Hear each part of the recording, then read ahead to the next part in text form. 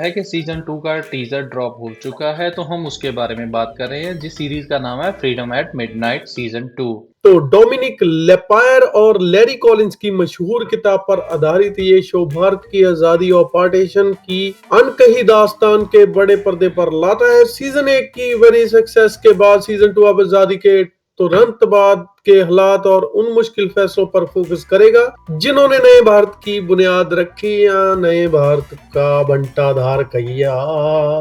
Season 2 में जाने से पहले फर्स्ट सीजन का एक रिकैप आपको दे देते हैं कि पहले सीजन में आखिरकार हुआ क्या था। तो पहले सीजन में हम देखते हैं कि 1946 टू 47 के दौर में ब्रिटिश राज खत्म हो रहा था और पार्टीशन की आग सुलग रही थी। सीजन 1 में टोटल 7 एपिसोड देखने को मिलते हैं, जिसमें कैबिनेट मिशन प्लान से लेकर पार्टीशन के ऐलान तक की कहानी दिखाई गई है। बीच के वैचारिक यानी आइडियोलॉजिकल मतभेद और जिन्ना की जिद यानी कि पाकिस्तान के एक मंत्री की जिद के आगे बहुत बारीकी से पेश किया गया है। अब बात करते हैं इसकी कास्ट, टेलर ब्रेकडाउन की, total episode, release date, controversy, सब के बारे में बात करने से पहले एक झलक हो जाए टीजर पर। अंग्रेज आ चुका है बॉर्डर बनाने। ग्रैंड क्लिफ में ऐसी क्या खास बात है जो माउंटबैटन ने उसे सरहदें तय करने की जिम्मेदारी सौंप दी? इज अ लॉयर, कानून जानता है, ज्योग्राफी में। अगर वकीलों से बनवाने थे बॉर्डर तो हम बना देते। अरे हाँ भाई हाँ, मेनन ने भरोसा दिलाया कि वाइसराय रेडक्लिफ को काबिल एडवाइजर दे और 4 मोहतरम जज भी हैं जो उनके काम पे निगरानी रखेंगे। हम राजा हैं, हमारी किस्मत न डिकी तय करेगा, न नेहरू न पटेल। हमारी किस्मत हम खुद तय करेंगे। लियाकत, इस बुनियाद पे सरहदें तय की जाएंगी। Majority population principal.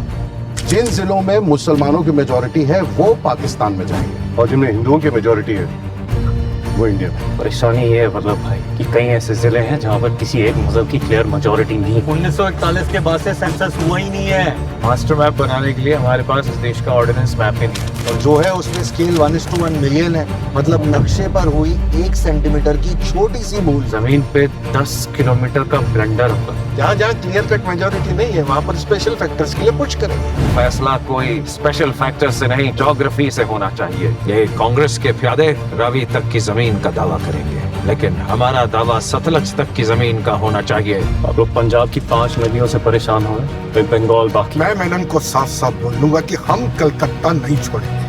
वहाँ की मिल्स, फैक्ट्रीज और बंदरगाह के साथ कलकत्ता हिंदुस्तान को मिलना चाहिए। कांग्रेस कभी कलकत्ता के लिए मेजॉरिटी पॉपुलेशन प्रिंसिपल का इस्तेमाल नहीं करेगी। वो जानते हैं अगर उन्होंने ऐसा किया तो हम भी यही प्रिंसिपल का इस्तेमाल करेंगे लाहौर के लिए।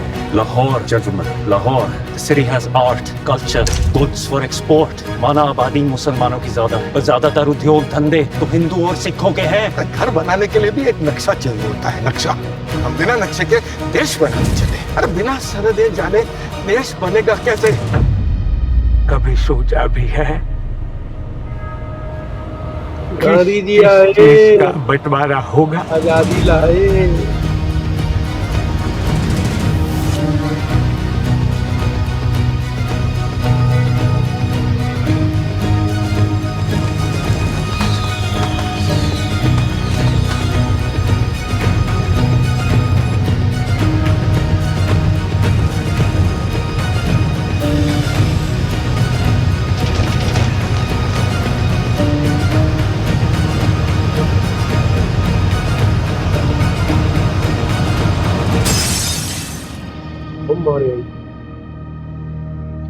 ये मारा। देखिए freedom eight midnight season 2।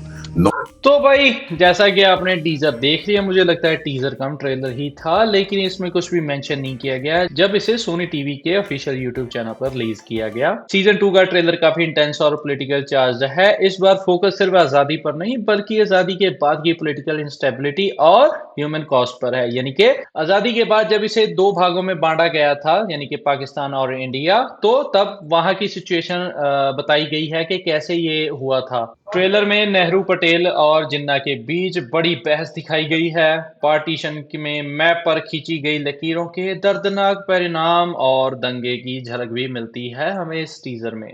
Nikhil Advani ने दिखाया है कैसे कॉरिडोर ऑफ पावर में लिए गए फैसले आम लोगों की जिंदगी तबाह कर देते हैं। तो मुझे लगता है ये सीरीज का दूसरा सीजन आपको डेफिनेटली देखना चाहिए। मैं तो देखने वाला हूँ असल सच जानने के लिए कि क्या वो सिचुएशन थी जब इसे 2 हिस्सों में बांटा गया था। तो भाई सीजन 2 में वही शानदार कास्ट वापस लौट रही है जिसने अपने किरदारों में जान फूंक दी थी। सिद्धार्थ गुप्ता एज जवाहरलाल नेहरू, चिराग वोरा एज महात्मा गांधी, राजेंद्र चावला एज सरदार वल्लभ भाई पटेल, आरिफ जकरिया एज मोहम्मद अली जिन्ना, ईरा डुबे एज फातिमा जिन्ना और RJ मलिशा एज सरोजनी नायडू के रूप में इस सीरीज के दूसरे सीजन में वापस आ रहे हैं। तो इस सीरीज को तकरीबन 8 लैंग्वेज में रिलीज किया जाएगा, हिंदी, तमिल, तेलुगु, बंगाली, कन्नड़ा, मलयालम, मराठी एंड इंग्लिश। तो मेकर्स ने अनाउंस किया है कि सीजन 2 को 9 जनवरी 2026 को सोनी लिव पर स्ट्रीम किया जाएगा, मतलब नए साल का नया तोहफा। अभी ऑफिशियली कंफर्म नहीं है, लेकिन अगर सोर्सेज की माने 7 से 8 एपिसोड देखने को मिल सकते हैं इस सीरीज में,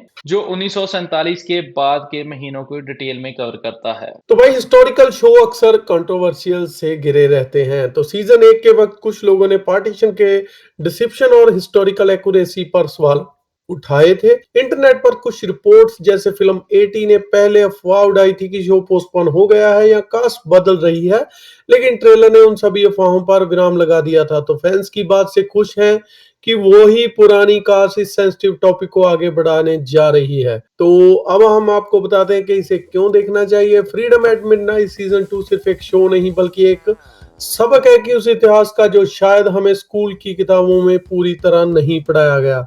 निखिल अडवाणी के डायरेक्टर और एक्टर्स की परफॉर्मेंस इसे एक मस्ट वॉच बनाती है। तो तैयार हो जाइए 9 जनवरी 2026 को सोनी लिव पर एक बार फिर इतिहास को जीने के लिए। मिलते हैं नेक्स्ट वीडियो में इस सीजन के रिव्यू के साथ। तब तक बाकी वीडियो चेक करना मत भूलना। बॉर्डर 2 का टीजर आ चुका है, हमने वीडियो डाल दी है, जल्दी से जाओ और चेक करो। वीडियो अच्छी लगी तो लाइक कर दो, चैनल को सब्सक्राइब कर लो। मिलते हैं नेक्स्ट वीडियो में 2 फिल्मी 2।